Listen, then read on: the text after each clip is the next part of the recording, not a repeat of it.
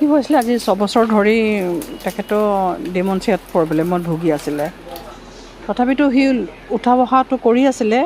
যোৱা বছৰ নৱেম্বৰ মাহৰ পৰা অলপ দুৰ্বল হৈ গ'ল আৰু তেনেকুৱা খোৱা লোৱাও প্ৰায় এৰিছে। তাৰপাছত মাজতে আমি হায়াততো এডমিট কৰালোঁ।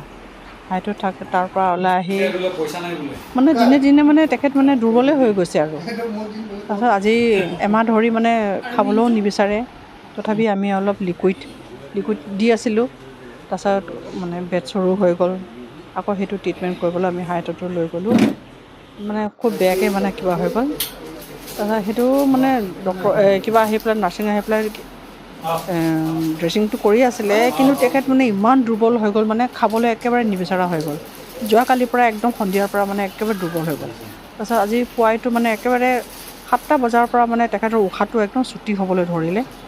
আমি হস্পিটেলত নিবলগীয়া মানে ইচ্ছা নহ'ল, কিয় জোৰ অৱস্থিত তাক মানে আৰু সেই চেলাইন দি অক্সিজেন দি মানে জীয়াই ৰাখিবলৈ বিচৰা নাই। আমি ভাবিছোঁ ইমান বছৰ যদি কষ্ট পাই আছে তেখেতে শান্তিকৈ যাওক বুলি কৈ আমি এতিয়া কৰি তাৰপাছত পানী অলপ খুৱাই দিলোঁ। সেই পানী খাই তেনেকৈ তেখেতৰ এই এপ্ৰিলৰ 21 তাৰিখে 75 ইয়াৰ্ছ হ'বলৈ আমিও খুব আশা কৰি আছিলোঁ 75টো যাতে তেখেতেও পাই যাওক, কিন্তু নহ'লগৈ আৰু তেখেতৰ।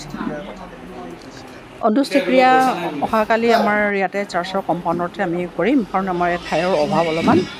তাৰপাছত আমাৰ বেটেলিয়ানে মানে চালামি দিবলৈ বিচাৰিছে, গতিকে এইটো ফিনাৰেল ছাৰ্ভিচটো কৰি পেলাই তাত লৈ যাম। আকৌ এতিয়া শুনিছোঁ দাদাৰ যোগেদি শুনিছোঁ টাউন ক্লাবেও বোলে অলপ মানে বিচাৰি আছে অলপ সময়ৰ কাৰণে। কেনেকৈ হয় এতিয়ালৈকে খাটাং ৰিপৰ্টটো অহা নাই। আজি সন্ধিয়াৰ ভিতৰত আমি আলোচনা কৰিম।